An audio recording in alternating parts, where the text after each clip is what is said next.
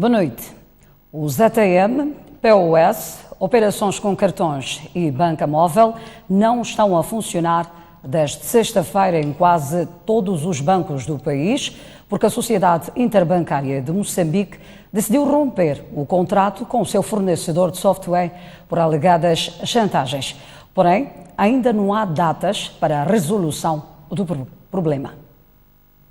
Não se trata de uma avaria técnica, mas de um problema de entendimento entre as duas empresas. Já lá vão 3 dias que os cidadãos nacionais residentes dentro e fora do país enfrentam o duro problema financeiro sem solução à vista, caracterizado por indisponibilidade de serviços de ATM, POS, operações com cartões e carteira móvel. Para poder responder a essa questão. Para explicar a situação, a Sociedade Interbancária de Moçambique, empresa responsável pela prestação dos serviços, convocou a imprensa neste domingo. A PCA da Cimo revelou que seu provedor de software, uma empresa com escritórios em Portugal, tem vindo a fazer uma série de exigências insustentáveis, fato que a obrigou a romper o contrato que tinha com esta. São condições insustentáveis, tanto em termos financeiros, como em aquilo que nós chamaríamos de ferem com aquilo que é a soberania de um Estado. E o que o provedor tem vindo a fazer é uma espécie de chantagem. Se não fazes isto, eu corto o sistema. Se não fazes isto, eu corto o sistema. Mas pior ainda seria aceitar estas condições que estão nos sendo colocadas. Afinal, a Cimo procura encontrar uma solução para os pontos de discórdia com o seu provedor de software há cerca de 5 meses, mas sem sucesso. Em junho, houve uma paralisação do sistema. Em julho, houve outra paralisação do sistema. Nestas primeiras semanas do mês de novembro, o provedor tem vindo a fornecer a aplicação de forma parcial. Embora haja desentendimento, a Cimo garante que já fez todos os pagamentos das faturas ao provedor dos meses que seguem até agosto de 2019 para garantir a prestação dos serviços. Em termos de pagamentos, a Cimo pagou tudo o que está previsto neste contrato e antecipadamente. Se a Cimo procura soluções para o problema desde junho, por que durante esse período não arranjou medidas para mitigar o problema? A esta questão, a Cimo explica que o contrato que tem com o seu provedor não lhe permite negociar alternativas com outros provedores. Uma das condições que o provedor coloca, ele diz, enquanto se estiver a usar a minha aplicação, não se pode usar uma outra. Então, por mais que eu tivesse uma solução, nem espaço para testar podia, porque eu tenho aqui estou amarrada a um contrato. Neste momento, a Sociedade Interbancária de Moçambique prefere não falar em responsabilizações pelos danos aos clientes e diz estar concentrada na resolução do problema. Sendo franca, não tenho dias. Temos previsto uma solução a médio e longo prazo, sim, e também temos previsto uma solução imediata. Pode amanhã começar a funcionar, também pode não começar a funcionar amanhã. Sabe, e estas soluções tecnológicas têm os seus próprios procedimentos e por aí em diante para poderem iniciar o seu funcionamento. Só em Moçambique, a empresa estima que, em média, realizam-se 465 mil transações através da rede Cimo por dia. Já na diáspora, os cidadãos moçambicanos realizam cerca de 14 mil transações por dia, usando a mesma rede. A STV soube, através de fonte segura da Cimo, que esta cedeu a uma das exigências do provedor que confere a exclusividade do contrato do fornecimento do software. O mesmo foi através de uma adenda rubricada em agosto deste ano. Na diáspora já reagiram ao problema do GTM, POS, operações com cartões e banca móvel. Alguns dizem que estão a enfrentar grandes dificuldades e muitos viram-se obrigados a recorrer a empréstimos para fazer face às suas necessidades diárias. É um problema terrível sentido por cidadãos moçambicanos na diáspora, à semelhança do que está a acontecer em Moçambique. O empresário chefe Cidade, por exemplo, deslocou-se na sexta-feira à África do Sul com sua família e lá foi surpreendido com o problema. Em toda maneira, nós não circulamos com dinheiro, na África do Sul principalmente, porque há um perigo iminente de circular com dinheiro e até há restrição de saída depois. E eu que vim com a família para alguns tratamentos, consultas médicas, estou em alguma maneira prejudicado e tive que recorrer a alguns familiares que vivem aqui para satisfazer, para poder pagar algumas contas. Aproveitei as férias dos meninos para fazer as consultas de rotina e os exames acabaram na sexta-feira de manhã e sexta-feira, logo depois dos exames, parti para a viagem porque tinha consultas já pré-marcadas. Então tudo que a gente queira fazer é obrigado a fazer em dinheiro e circular na África do Sul neste momento com dinheiro é extremamente perigoso. Então, nós não temos solução. Aguardamos que o problema se resolva urgentemente. Isso é que é o mais importante, até porque isso prejudica muitos moçambicanos. Nas redes sociais, há más reações de moçambicanos que estão fora do país. Uns queixam-se de falta de informação dos bancos comerciais sobre a situação e contam que estão a enfrentar, desde sexta-feira, grandes problemas para pagar despesas de acomodação, transporte, alimentação e até enfrentam dificuldades para ter assistência médica e para comprar medicamentos. Outros dizem que os seus cartões bancários ficaram retidos e, à semelhança do empresário Cidade, tiveram que se endividar por falta de alternativas. E no segundo bloco do jornal, este tema merecerá uma análise. Felisberto Tui, advogado de Alberto Chipande, diz que não haverá qualquer tipo de compensação às famílias afetadas e aconselha os moradores do Quarteirão 24 a exigirem seus direitos ao município de Pemba, entidade que supostamente cometeu o erro de dupla atribuição do espaço. E se a idilidade é que os autorizou para construir, a idilidade que os pague, porque é um direito constitucional. Para além de perder as casas, segundo Felisberto Tui, os moradores do Quarteirão 24 poderão indemnizar o seu constituinte por supostamente terem criado grandes prejuízos em consequência da ordem de embargo da obra emitida pelo Tribunal Judicial da cidade de Pemba. Estas pessoas que percebem muito bem de direito, porque são membros do IPAS, são advogados do IPAS, pegaram no despacho, reuniram as pessoas que moram no Quarteirão 24 e as que vão fazer uma chamba lá, que sabem que estão fazendo a título de empréstimo, e disseram: olha, o general Chipande perdeu a razão. Ora, viva a República! E começou o Viva a República. Partiram os marcos que estavam lá, os posteletes que tinham sido lá instalados, o muro que estava lá instalado, pilharam o material, blocos e cimento e tudo mais, criando um prejuízo acima de 3 milhões de meticais. Segundo documentos na posse da STV, a propriedade com cerca de 17 hectares foi adquirida pelo general Alberto Chipande no ano 2013 e custou cerca de 20 mil meticais. Tem aqui o documento de compra. Ele comprou toda a herdade. Estamos a falar do ano de 2013. O preço até está aqui, não há segredo nenhum.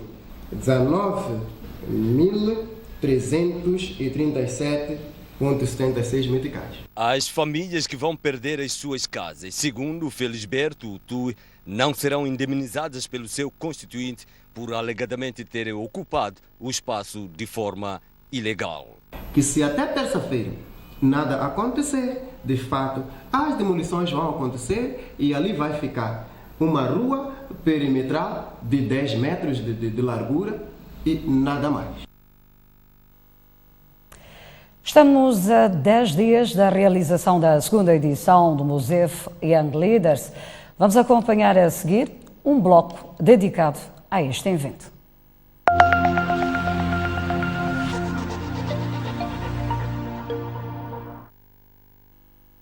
O Grupo Soico passa a transmitir a partir de hoje vários conteúdos ligados ao MOSEF Young Leaders. O objetivo é divulgar a importância deste evento. Como já é sabido, nos próximos dias 28 e 29, datas muito próximas, realiza-se a segunda edição do MOSEF Young Leaders e o Grupo Soico vai preparar para a sua audiência um conjunto de conteúdos, uma diversidade de conteúdos sobre este evento. E no próprio dia também poderemos contar com uma emissão especial, quer na STV Notícias como na STV com transmissão em direto deste evento, que também pode ser acompanhado pela nossa audiência ao nível das plataformas digitais do país, o Facebook do país, assim como através da STV Play e também do aplicativo Mosefo.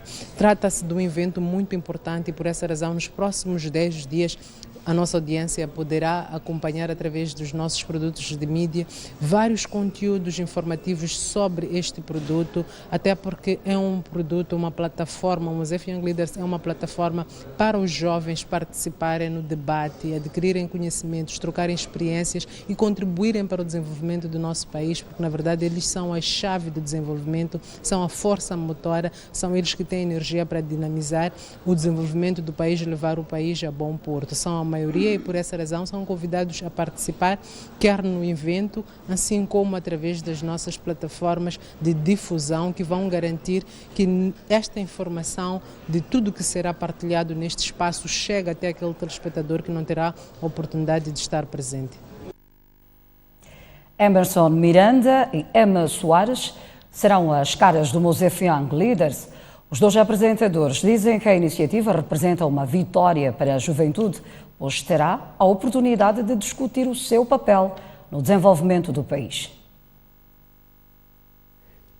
Nesta aqui é a segunda edição do MOSEF Young Leaders, Emerson Miranda e Emma Soares dão a cara pelo evento não apenas como simples apresentadores, mas como jovens que querem dinamizar o espaço interativo da juventude. Sendo um desafio para mim, recebi de bom agrado, estou a trabalhar nele e a cada dia vou aprendendo mais com este projeto, com esta plataforma criada que é o MOSEF Young Leaders e eu acho que o nosso papel, meu e da minha colega a Emma, nós vamos fazer a abertura do evento, vamos conduzir todos os momentos do evento e pretendemos levar, ou seja, deixar cair aquele gelo todo, porque afinal de contas a juventude precisa desses momentos, a juventude precisa de aprender, precisa de trocar experiências, mas sem aquele formalismo todo que nós estamos habituados a ter. A nossa expectativa enquanto apresentadores é poder transmitir, poder incentivar para que os oradores convidados consigam transmitir aquilo que é o ensinamento para a juventude. Miranda e Soares destacam os ganhos deste evento para a massa juvenil. A maior vitória nisto tudo vai mesmo para nós, os jovens. A juventude é o grosso da população moçambicana e a juventude precisa de se expressar ainda mais. Nós dizemos que a juventude muito reclamava porque não há espaço para nós, não nos são criadas aberturas para os nossos sonhos, as portas não se abrem. Há sempre um primeiro passo a dar, uma primeira porta a abrir. E esta plataforma que foi criada, o MOSEF Young Leaders, é uma delas. Primeiro tenho a oportunidade de, como já tinha dito, de interagir com aqueles que fazem e sabem fazer. Segundo, eu consigo ampliar a minha perspectiva daquilo que eu quero para o meu futuro, não é? Eu consigo ampliar o meu horizonte daquilo que eu desejo, daquilo que eu vejo, daquilo que eu gostaria que fosse o futuro do meu país. E consigo contribuir, consigo participar e consigo contribuir para o desenvolvimento sustentável do meu país. Isso é muito importante para mim. E porque o Museu Young Leaders é mesmo para jovens, Emerson Miranda e Emma Soares deixam um convite à juventude para participar ativamente no evento e contribuir com soluções para os seus desafios. Financial Sector Deepening, FSD Moçambique, um dos parceiros do Mosef Young Leaders, espera que com este evento os jovens definam as suas aspirações para o futuro. Moisés Jinguani, diretor operacional do Financial Sector Deepening, FSD Moçambique, começa por explicar as razões que levaram a sua instituição a juntar-se à iniciativa Mosefo Young Leaders. O FSD Moçambique é parceiro desta iniciativa no sentido de acreditar que é no jovem que se encontra o futuro, mas cabe, portanto, ao FSD sobretudo trazer aquilo que são os conhecimentos em torno da construção, portanto, de uma empresa, da construção, portanto, do jovem na componente, portanto, financeira, como estruturar melhor a sua empresa, como ter, portanto, informação adequada para que possa financeiramente, portanto, enquadrar-se, portanto, no mundo, portanto, empresarial. O responsável do FSD entende que esta iniciativa é o primeiro passo para que os jovens comecem a aplicar os seus conhecimentos em seu benefício. É um fórum onde, portanto, esperamos nós que os jovens, portanto, possam, portanto, definir aquilo que é as suas aspirações, portanto, para o futuro. Vejo os jovens empreendedores, vejo os jovens empresários, vejo os jovens que já são líderes, que possam também trocar experiências com os jovens que estão ainda na fase, portanto, de crescimento ou ainda, portanto, nas suas academias, nas suas universidades, para que possam se inspirar. Moisés Jinguani diz ainda que é tempo de o jovem deixar de lamentar e procurar oportunidades para explorar as suas capacidades. Então, o jovem não tem que reclamar, muitas das vezes é definir aquilo que quer, expressar-se, procurar oportunidades, e sei, portanto, dentre muitos painéis, esta componente de oportunidades de financiamento, o mecanismo de financiamento, não os normais, portanto, da banca, poderão, portanto, ser discutidos durante o Mosef.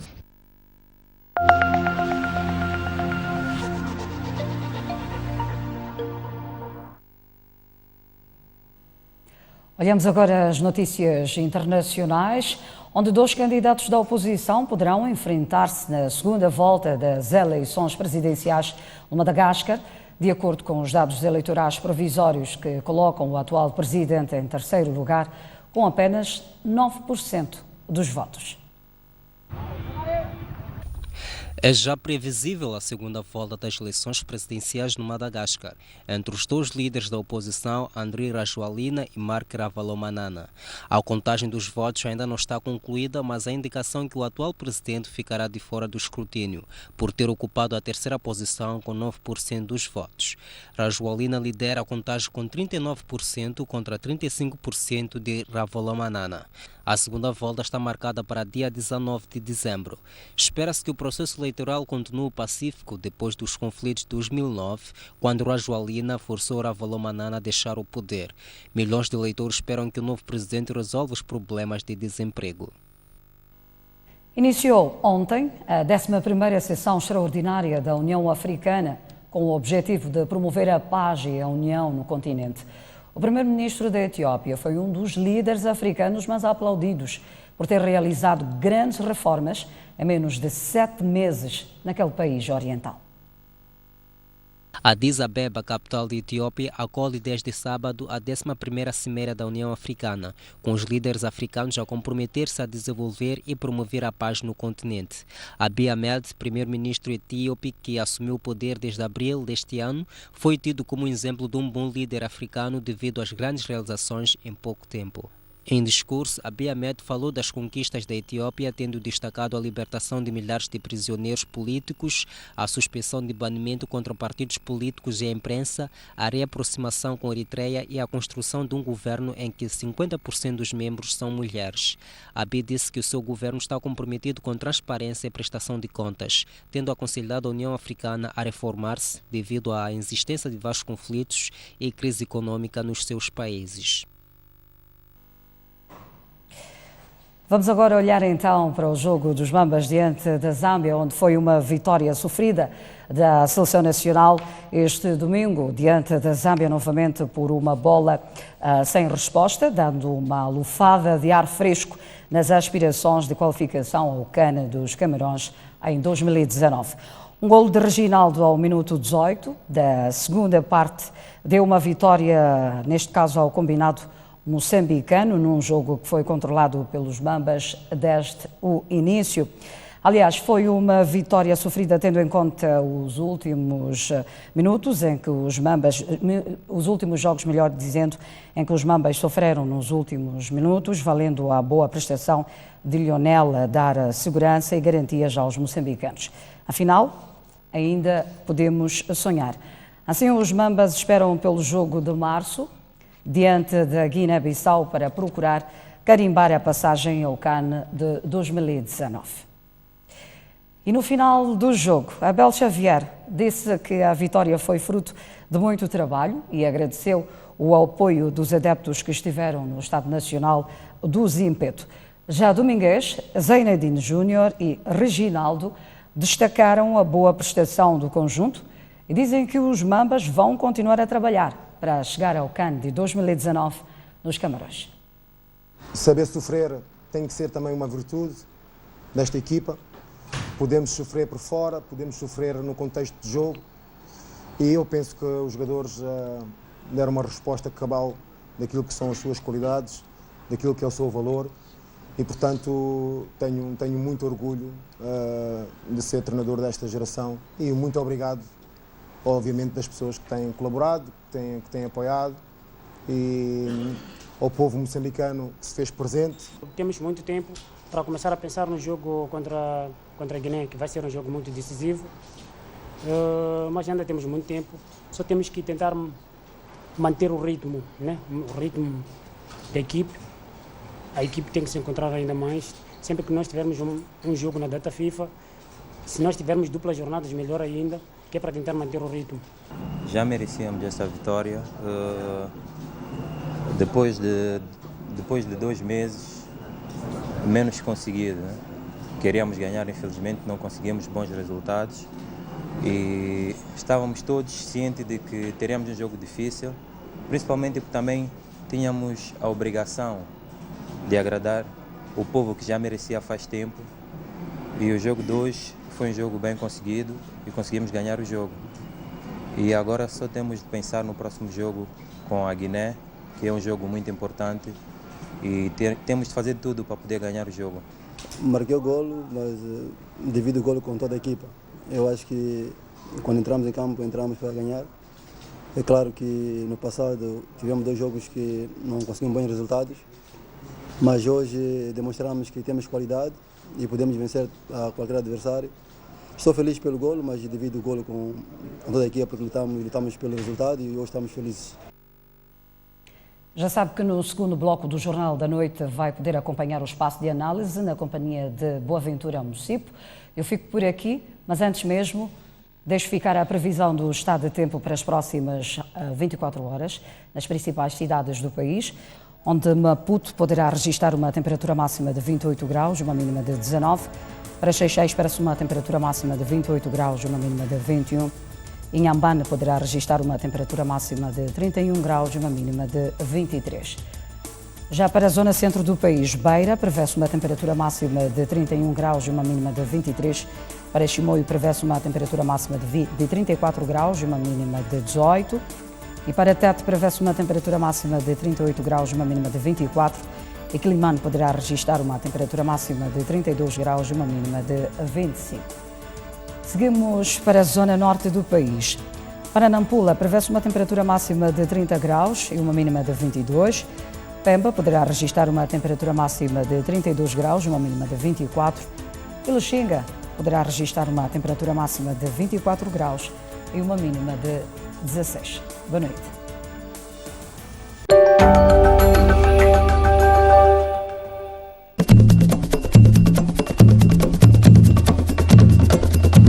Exemplos de cidadania e de iniciativas inovadoras numa África promissora. Da cultura ao desporto, dos direitos humanos ao género, da agricultura às novas tecnologias, não deixe de acompanhar reportagens de casos de sucesso que ajudam a transformar o continente num lugar melhor. Nós vamos e temos de ter uma orquestra sinfónica neste país. Nós, as mulheres com homens, não temos diferença ao trabalho. Todo serviço que fazem, homem também nós mulheres fazemos. Veja a África em Movimento todos os dias aqui na STV Notícias, numa parceria com a Deutsche Welle. Muito boa noite, caro telespectador, com o jornalista Tomás Vieira Mário do meu lado direito e com o analista Simão Nhambi do meu lado esquerdo. Aqui estamos uma vez mais para trazer-lhe o espaço de comentário dentro do Jornal da Noite, num dia em que vamos analisar 3 temas. Centralmente vamos discutir a indisponibilidade de serviços financeiros, vamos falar do corte de energia pela EDM às instituições públicas e também vamos falar sobre o acordo no Conselho Constitucional relativamente às eleições do dia 10 de outubro. Tomás, muito boa noite, seja bem-vindo aqui ao nosso programa, Espaço de Análise.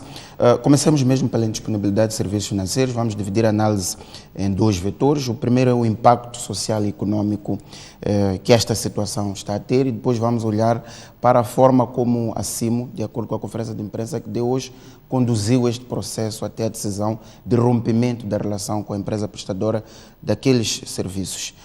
Como sabemos, são 465 mil transações feitas por dia em Moçambique, 14 mil feitas a nível internacional. Isto tem um impacto significativo na vida das pessoas, na vida das empresas e dos próprios bancos.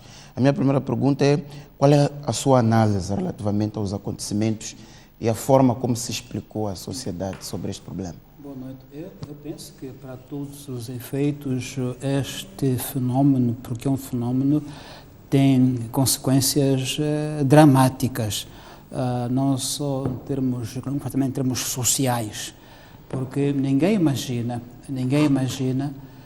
os dramas que os utentes estão a viver, quer dentro do país, quer fora do país. Não só do ponto de vista, por exemplo, de transações de negócios, mas também na área social. Há pessoas, por exemplo, que têm emergências médicas no estrangeiro, ou mesmo no país, e não têm outra forma de acudir a despesas senão ser através de transações eletrónicas. De modo que eu não faço ideia, porque é trágico, qual é a dimensão social deste problema. E não me parece que possa haver, seja como for, qualquer explicação convincente. As consequências são tão graves que, num outro contexto, noutros países, neste momento, desde ontem até hoje, advogados não tinham mãos a medir para acudir a processos de clientes contra os bancos. Porque assim, eu tenho relação com o meu banco, não com o sistema que dá estes serviços. Esta relação é com os bancos. Então, eu, como cidadão, tenho relação com o banco, porque é a ele que eu confiei a minha poupança. E é a ele que eu peço acesso à minha poupança. E, portanto, em termos imediatos, seria um caso para processos de indemnização muito elevados aos clientes por danos causados. São danos que, repito, são incalculáveis. Para quem, por exemplo, está no estrangeiro, uma vez mais, é um drama impressionante. Por exemplo, quando está em tratos médicos no estrangeiro, não tem como pagar. Não tem como, não há como levar dinheiro cash para a África do Sul ou para outro país qualquer. Então, eu não tenho ideia de qual é a dimensão do drama social e econômico desta crise. Muito bem. Simão Nhambi, quero ouvir também a sua sensibilidade. Comecemos mesmo pelas consequências nas pessoas, nas empresas, na economia. Bom, é muito grave. Boa noite e muito obrigado por nos ter aqui nesse espaço. Conforme dizia o meu colega do painel, realmente tem consequências econômicas e sociais muito graves, sobretudo quando se trata de uma economia frágil como Moçambique, agora em particular que a nossa economia não está a florir conforme vinha nos últimos 10 anos, até aos últimos 2 anos, quando fomos abandonados pelos parceiros de cooperação. E seria neste momento em que todo tipo de gestão financeira dentro do país tinha que se mostrar cada vez mais robusta, dando face à crise que o país está a atravessar. Portanto, Isto vem, mais uma vez, demonstrar que existe, de facto, uma grande responsabilidade que as nossas instituições, sobretudo o Banco de Moçambique, devia ter em relação a esse assunto, porque afeta muita gente. Estamos a imaginar, o Tomás esteve a falar do impacto daqueles que estão no estrangeiro, mas estamos a imaginar também os turistas que estiveram em Moçambique e que em dado momento sentiram-se, não poderiam mais efetuar pagamentos e nem talvez poderem fazer qualquer tipo de pagamento, digamos, em restaurantes ou transações, compras da nossa arte e muito mais. Quer dizer, o turista já não pode deixar o seu dinheiro em Moçambique porque um sistema que devia estar a funcionar, que nem queremos saber se esse sistema pertence pertence à CIM, que é a sociedade, conforme nós sabemos que esse sistema é um sistema do banco e nós aderimos ao banco, não ao sistema. Então, cabe ao próprio banco e a sociedade em si garantir com que o sistema esteja funcional. Por isso que, conforme dizia, isso era um caso em países onde há a proteção coerente do consumidor, em que os advogados... É um caso para processos. Para processos, de fato... A linha, de alguma forma, com esta hipótese que o Tomás levanta, de que há espaço aqui para indemnização pelos danos às pessoas e às empresas que esta situação está criando. Exatamente, mas também não só, porque talvez para quem quisesse consumir de uma forma muito natural, normal, e isso talvez pode ser tolerável. Estamos a imaginar pessoas que estão nesse momento no leito hospitalar, que os médicos em algum momento não podem fazer nada por falta de pagamento. E é domingo e não pode-se fazer nada porque tem que se esperar a segunda-feira para talvez um paciente ser evacuado, enquanto poderia ter sido hoje. Quer dizer, a dimensão que isso tem nesse aspecto. Tem efeitos sociais bastante graves. Bastante graves. Vamos evoluir. Tomás, vou assim. Ouvimos este domingo de manhã a CIMO, na pessoa da sua PCA e do PCE, portanto, Presidente do Conselho Executivo, a darem aqui a explicação.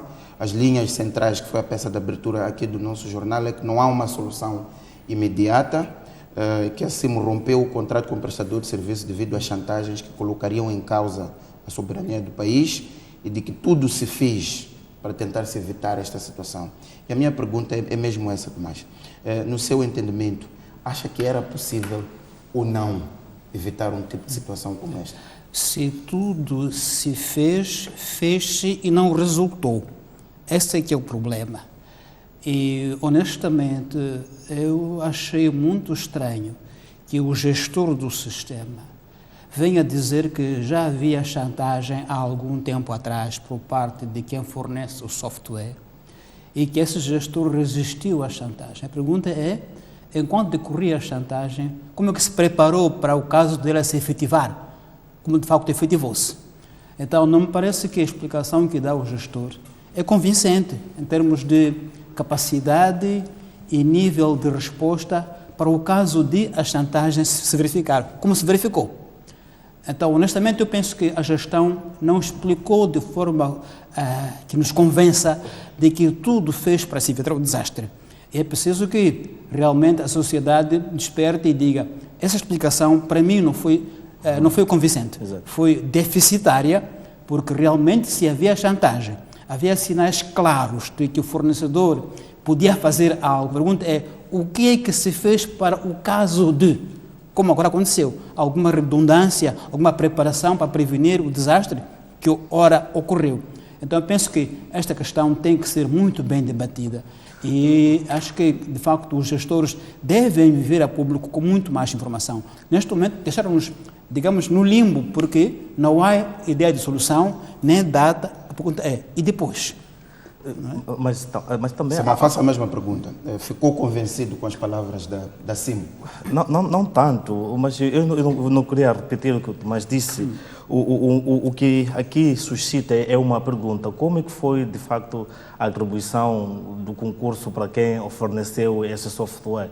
Porque se nós temos categorias de o primeiro, o melhor, o segundo e o terceiro, não há espaço para chantagem porque essa pessoa sabe que tem concorrentes. Então, isso tudo suscita muita dúvida, sobretudo na forma como os concursos, sobretudo para fornecimento desse tipo de serviço dentro do país, são feitos. Para além disso, acho acho que nós, como país, também demonstra mais uma vez uma vulnerabilidade, sobretudo naquilo que é a questão de crescimento endógeno da nossa própria economia, não só, mas também dos produtos que nós poderíamos, de facto, tê-los dentro do nosso próprio país. A pergunta que nós colocamos agora, o que é que nós devemos fazer para deixarmos de sermos tão independentes até o ponto de nós termos que evitar esse tipo de situações, porque Moçambique já vai de lado a lado com países e não precisa de ainda estar a inventar a roda. Então, nós precisamos de um sistema tecnológico nacional que é muito acarinhado pelo Estado, de facto, para poder evitar esse tipo de situações.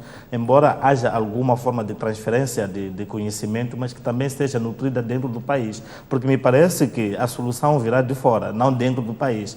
E isso já faz com que o país se torne cada vez mais vulnerável e aberto a esse tipo de chantagens. Muito bem. Tomás, outra questão que se levanta é a qualidade do contrato que foi fechado. Uma das colocações que dizia a PCA da CIMO é que enquanto o contrato com esta empresa estivesse em vigor, eles não podiam assinar um contrato com uma outra entidade. Mas ainda assim foi assinado pela empresa que é a CIMO. Portanto, um contrato bastante condicionador. A outra questão que se levanta é que em sistemas tecnológicos há, no mínimo, uma redundância, ou se quisermos, uma alternativa para situações como estas. O que não se nota neste caso. Depois, a ideia de decisões de rompimento, se é uma avaliação de consequências de alternativa, parece também não ter sido acautelado nesta situação. É que, ainda que possamos colocar a hipótese de que o fornecedor rompeu o contrato fora dos termos contratuais e, portanto, o contratante acima pode processá-lo, ainda que assim seja. As consequências que este causou aos cidadãos não são mais reparáveis. Realmente é uma consequência só em termos emocionais. A ideia de que não tenho acesso ao meu recurso, ainda que não precise dele agora, é muito complicado.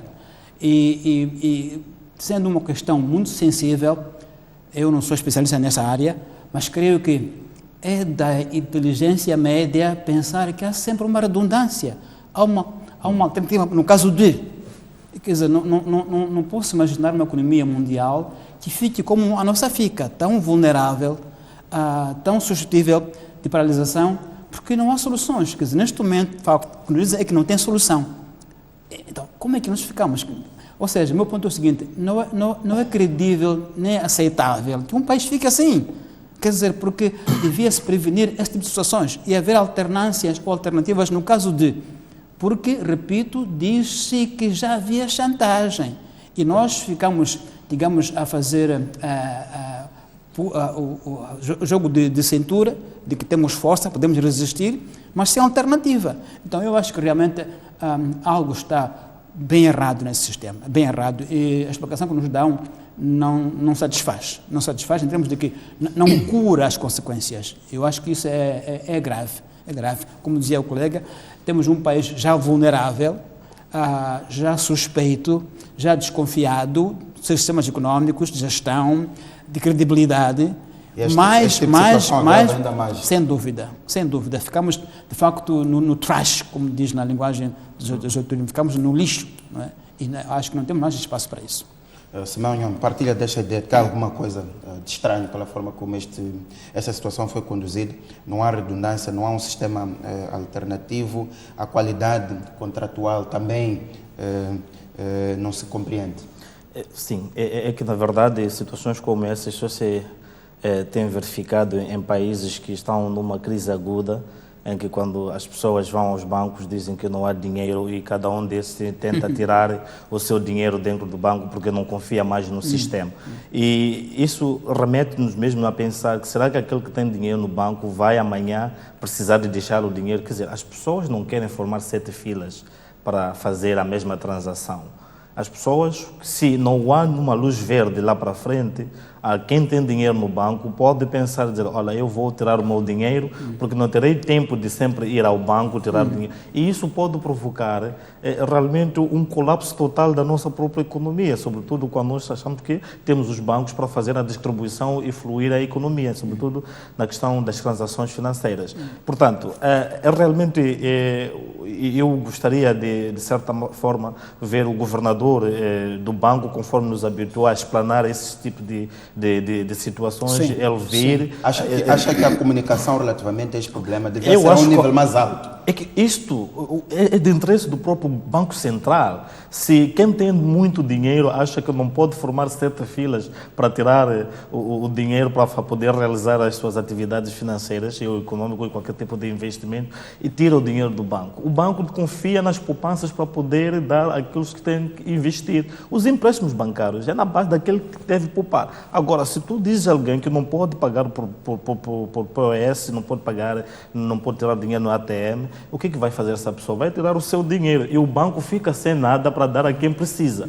E assim nós ficamos num choque total por causa de um sistema que pode ter. Então, interessa ao próprio Banco de Moçambique vir apaziguar os moçambicanos, olha, apesar de termos falado no sistema que estava a operacionalizar as transações eletrônicas em Moçambique, nós continuamos estáveis e que essa situação tem dias contados e nós traremos um sistema mais normal. Não afeta as poupanças das pessoas, não deve afeta a economia, exatamente. até para tranquilizar o mercado.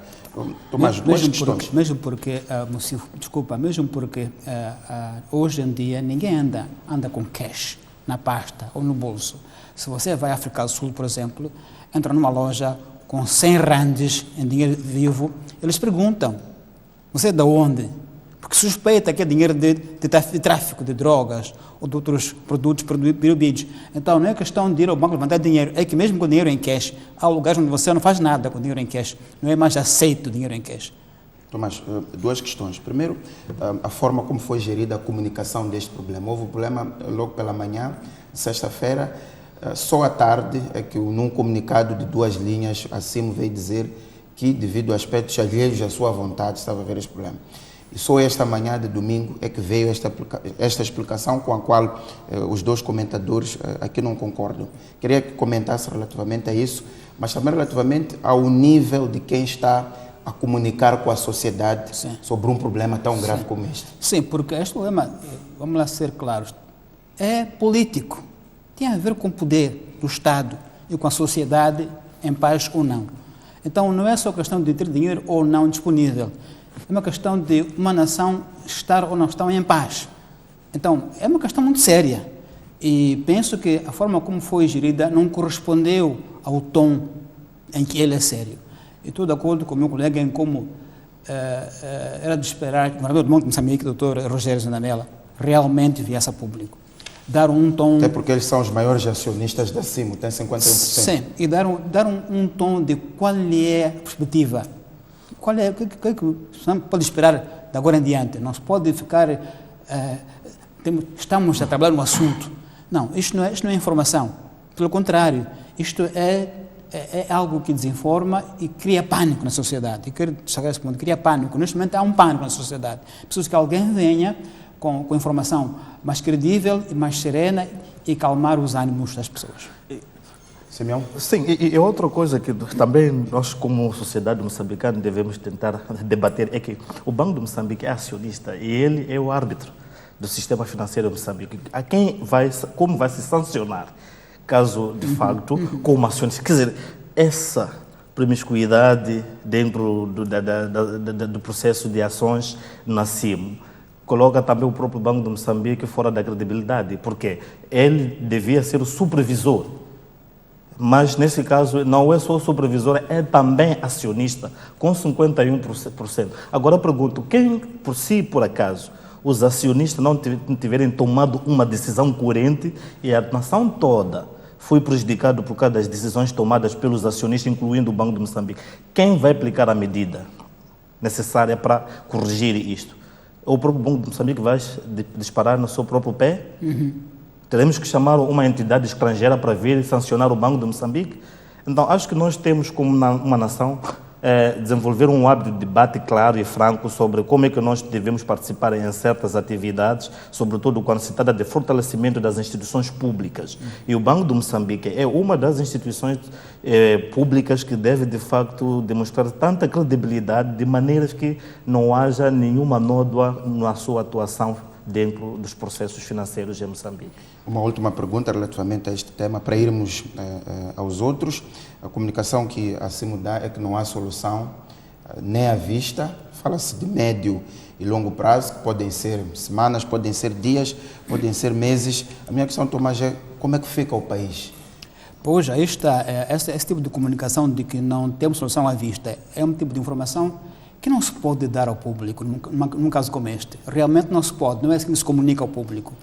Comunicação ao público é algo que nos dê uma perspectiva e não deixar o público ainda em situação de desespero, sem solução à vista. Penso que em termos de comunicação não foi boa comunicação dada. Então é preciso que alguém volte e diga qual é a visão do problema e não deixar em aberto, porque assim perguntamos todos uns aos outros como é que ficamos, se ninguém nos responde. Então penso que em termos de comunicação não foi boa comunicação. Não foi feliz. Simão Nhambe tem a mesma sensibilidade? Sim, porque se diz que não temos solução à vista, está a dizer às pessoas, se você tem o seu dinheiro, forma a única fila, tira o seu dinheiro, fica em casa. Nós temos que encorajar dentro da comunicação e dizer que, olha, essa é uma situação que, apesar de não termos uma solução à vista, que não atrapalha o sistema, porque há muitos que têm dinheiro no banco e que não têm interesse nenhum de utilizar. Mas se já falamos de uma situação que não tem solução à vista, algum susto. Pode criar algum susto. Então, é por isso que nós temos que melhorar muito na área de comunicação. E devemos entregar a comunicação para as pessoas que devem comunicar. Apesar do poder que nos é conferido pelas instituições, mas nem todo aquele que é dirigente precisa falar. Algumas coisas devem conferir aos senhores jornalistas que têm relações públicas, como lidar com esses assuntos. Há verdades que devem serem ditas de outra maneira. A palavra é o que é grego, que diz boa forma de dizer. Então, isso que tem que ser aplicado. As instituições moçambicanas, em quase todas as áreas, devem aprender isso. É necessário que a gente tenha porta-vozes para transmitir coerentemente esse tipo de informações. Muito bem. Vamos passar para outro tema, até porque este tema, de certeza, vai continuar na nossa agenda para discussão. Vamos falar do corte de energia elétrica pela EDM às instituições públicas, que é também outro fenómeno. Estamos lembrados de uma conferência de imprensa que o antigo PCA da EDM deu no mês de agosto, em que dizia que as instituições públicas, todas elas, devem cerca de 50 milhões de dólares à EDM e que havia ordens expressas para o corte de energia a essas instituições, garantindo os seus serviços essenciais. Portanto, nota-se aqui uma EDM a seguir uma lógica de mercado. Fornece um serviço e tem de ser pago, mas ao mesmo tempo é uma empresa pública e vimos há dias o corte de energia na Direção Provincial de Saúde da Zambésia. A minha questão, Tomás, é como é que olha para a forma como este dossiê é gerido? Atendendo aqui, EDM, em fim último, é também Estado. Pois, mas aí está a questão das empresas do Estado, neste caso, que dão serviços. Serem geridas como empresas que investem e têm que ter retorno, não lucro, mas retorno do investimento. O que se passa no Estado é muito interessante, porque muitas vezes empresas como a EDM, TDM, MCL, vão à falência porque o Estado é que lhes deve. O Estado não paga. E é caricato. Realmente, se os serviços de uma TDM, de uma MCL, que o Estado usa, fossem pagos, essas empresas eram viáveis. E eram mesmo viáveis há muitos anos. O que se passa é que muitas empresas, ou muitas instituições do Estado, ministérios, têm verbas para energia, verbas para telecomunicações, mas confiando que nunca lhes será cortada a energia, usam a verba para outras coisas. Conheço casos, e não é anedota, de verbas dos ministérios para telecomunicações de energia que usam para acabar de Natal, porque sabe ou acha que a EDM não vai cortar. A EDM vai à falência. E dizemos nós que é a gestão má da EDM. Não é a gestão má da EDM. É que o Estado, nos ministérios, não paga os serviços que usa, como se fossem gratuitos. Não são gratuitos. E realmente, repito, quer dizer, empresas como a TDM, MCL, o próprio CFM, se os serviços que dão ao Estado fossem pagos, eram para empresas viáveis. A própria LAM, que emite bilhetes FII para ministérios ao longo de anos, sem fim. Então, Tomás é da ideia de que a EDM tem de seguir exatamente esta lógica. Tem, porque os ministérios têm dinheiro para telecomunicações, têm dinheiro para saúde, para energia. Mas como entendem que ninguém lhes vai cortar energia porque somos todos do Estado, então usam o fundo para outros fins. Isso é que é verdade. falo conhecimento de causa nesse aspecto, conheço o assunto, posso fazer afirmar. Simão Nhamba, como é que viu aquelas imagens da Direção Provincial da Saúde na Zambésia, com luzes apagadas, sem se trabalhar no cenário atual, em que não há trabalho sem ligar pelo menos um computador? A ideia de o que o Tomás coloca, que é o Estado a criar problemas para si próprio. Bom, tudo tem a sua origem de como, de facto, as empresas públicas moçambicanas foram criadas. As empresas públicas, se nós nos lembramos muito bem, foram criadas depois de terem sido abandonadas por alguns proprietários.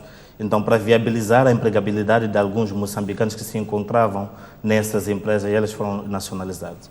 E a doutora Yolanda Macamo dá um grande seguimento a esse processo histórico da formação das empresas públicas no seu livro publicado pelo IGPL, intitulado Governação Corporativa das Empresas do Estado em Moçambique, onde a sua sustentabilidade, segundo a doutora Yolanda Macamo, parte-se e deve mesmo obedecer de uma forma coerente padrões não só nacionais, mas padrões internacionais de gestão de negócio.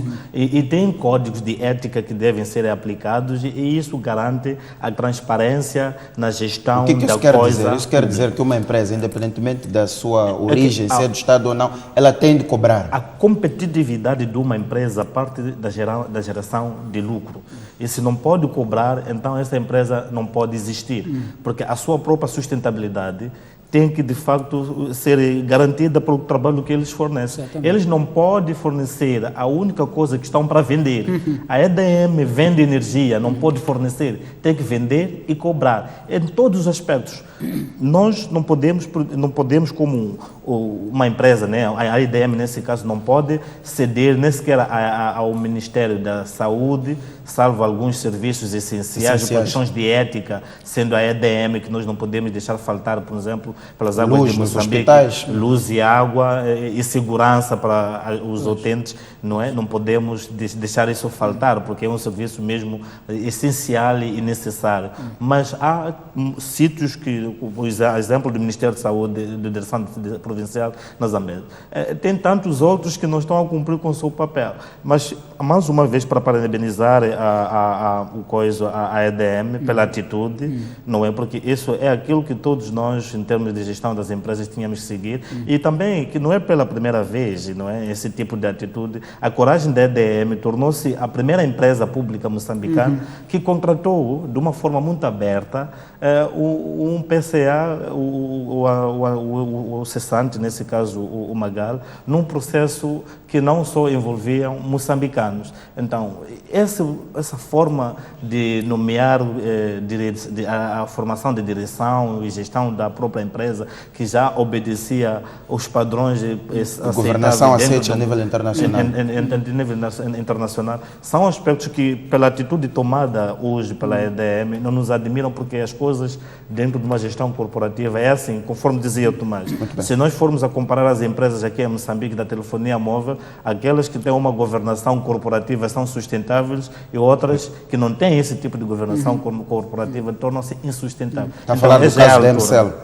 Vamos avançar, ficamos com 5 minutos e com o tema sobre o acordo da validação e proclamação das eleições. Tomás, 2 minutos também para o Simão Nhamba.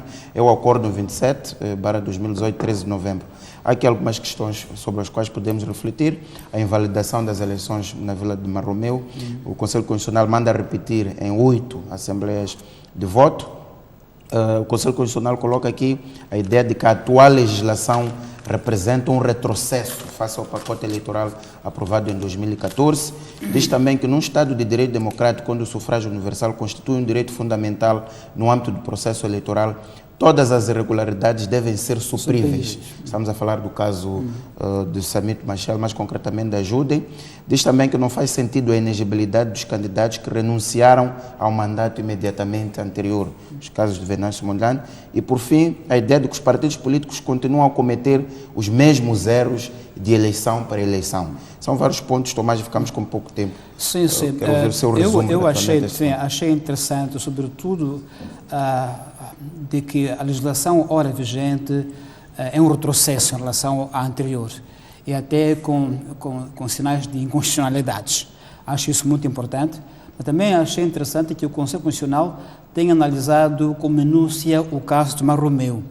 O que eu não sei é qual é o critério que levou o Conselho a verificar Marromeu e se verificou os outros casos também contestados. O que é que eu encontrou lá? Moatize, Monap, por aí foi. Então, não sei qual foi o critério de escolher Marromeu, se o Conselho pode verificar na validação todos os casos contestados, verificou todos com que critério e qual foi o critério de se concentrar-se em Marromeu. Porque parece que levanta assim, um antecedente de que, afinal, é possível o Conselho Constitucional, mesmo não recebendo reclamação por intempestiva ou porque processualmente incorreta, o Conselho pode analisar e decidir. Isso parece um bom precedente. Neste caso, lembra, Tomás, o Conselho Constitucional baseia-se na ideia de que usou a sentença do juiz distrital, que indica que houve problemas nestas mesas da Assembleia de Voto em Marromeu. Sim. Ou seja, conforme me parece um bom indício, mas também pergunto se o Conselho viu que o processo foi eivado de ilegalidade, até inconstitucionalidades, é suficiente dizer que acha que há inconstitucionalidade? Não tem consequência? E depois, a outra linguagem que o Conselho dessa vez usa, o Conselho analisa vários casos e diz que, segundo a opinião pública, isto fere, isto não fere. Eu não sei quem é a opinião pública. Não conheço a opinião pública. Não sei se posso amanhã almoçar com a opinião pública. Marcar almoço com a opinião pública. Acha que isto não fica bem para um Conselho Constitucional? Não fica, porque ele está-se a eximir. Ele está a recusar de pronunciar-se. Diz que é a opinião pública. E qual é a opinião do Conselho? Então, bom, não temos muito tempo, mas... Mas ainda podemos desenvolver os outros, mas a questão da inelegibilidade, que era um ponto discutível, a questão das irregularidades que devem ser supridas. Sim, é isso que eu estou a dizer assim. Se o Conselho constatou, por exemplo, que o impedimento que foi imposto à ajudem é inconstitucional, qual é a consequência do processo? O processo passa assim mesmo? Ou seja, eu sou o chefe de uma família grande, o meu poder inclui, por exemplo, distribuir herança aos que ficam. Uns herdeiros me perguntam, agora nosso pai morreu, queremos a nossa parte de herança. Eu descubro que mataram o pai. O que é que eu faço? Dou herança? Então, há questões aqui que me parece aparecem nesta acórdão que devemos ter tempo de discuti-las com mais detalhe para verificar qual é o espírito atrás disso. Diz bem o Conselho que é preciso ver todo o espírito do sistema democrático e não verificar os casos de forma isolada, sob o risco de que, como neste caso, houve ilegalidades constatadas, como impedir, neste caso, o Samora Machel Júnior, direitos fundamentais, era a tese do Dr. Hunguana, direitos fundamentais. Portanto, há aí questões que me parecem muito sérias, que acho que o Conselho devia se ter pronunciado, não dizer que é opinião pública. Muito bem. Simão Nhambe, qual é a sua análise relativamente a este acordo do Conselho Constitucional? Bom, eu acho que o Conselho Constitucional deve promover a legalidade dentro do país, sobretudo quando se trazem algumas reclamações relacionadas com as eleições. Ele tem que estar numa posição de dizer, olha, nós já devemos ter um espaço de tolerância, porque acho que usou-se muitos prazos numa situação para reprovar algumas das queixas submetidas. E isso, tecnicamente, está correto, mas nós acho que temos que ir para além do técnico e ver qual é a consequência que isso, de facto, poderá ter dentro dos nossos processos eleitorais. O que acontece é que a falta de credibilidade que a Comissão Nacional das Eleições e que eventualmente é transportado para o próprio Conselho Constitucional prevalece. Então, o que o Conselho Constitucional talvez em algum momento devia tentar fazer é dizer, olha, alguma coisa não está correta, porque muitas das coisas feitas na base que chegam lá, eles usam apenas o recurso da base, conforme dizia que usaram a sentença do juiz distrital em Marromeu.